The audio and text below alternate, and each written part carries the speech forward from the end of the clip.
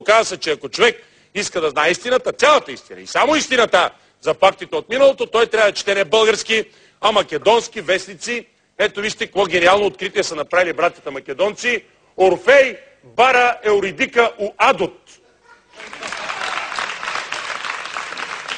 Да ти преведа, Венелине, Орфей докосва Евридика в Ада. Най-вероятно това значи. Орфей бара, търси. Може би бара е търси. Бара, търси. Най-вероятно. Не е като българското бара. Македонското бара е друго. Орфей бара Евридика у Адот и Орфей стана македонец. Това сензационно разкритие направи Скопския утрински вестник. Митичният певец получи гражданство на бившата Югославска република Македония, заедно с още няколко известни македонци. Сред тях са Александър Велики, Кирил и Методий, българските възрожденци Димитър и Константин Миладинов и Никола Вапцаров. Очаква се и хитър Петър да получи македонски паспорт. Поне ме гледате в Македония, братя македонци, малко сте попрекалили. Орфей не е македонец и не е барал Еуридика у Адот. По-скоро той е македонски журналист, дед го е измислял, докато е пишал, са е барал за арфата.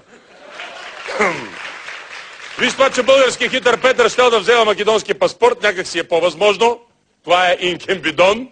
То бившия македонски премиер взе български паспорт. Що пък хитър Петър да не вземе македонски паспорт? Тама ще му станат два български паспорта. Иначе за Александър Велики македонците са прави, той си бил македонец от всекъде, викали са му Саше Великиот. Саше Великиот е бил виден македонски владетел от ВМРО, който е разширил Македония чак до Индия. Даже, братя македонци, записвайте си, защото тя ще ви каже един уникален, неизвестен факт от вашата македонска история.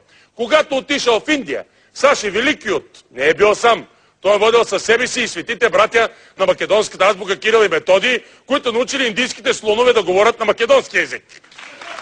Сега, някои в Македония се кажат, ми то няма говорещи индийски слонове. Е, той македонски език няма. Като се появи слоновете, веднага ще го научат. Ние физика, но история не става. Защото няма как да я делим. Те са все по-напред. Бяха се вторачили в цар Самуил, сега в Александър Велики, сега в тази енциклопедия се твърдил някъде от преисторията, че македонецът се е появил преди човека. И това е смешно и тъжно. Ние сме библейска държава. Те са внуци на Зевс. Всъщност те са много комплексирани. Аз говоря за елита. Те са много комплексирани, тъй като всяка нация трябва да има история.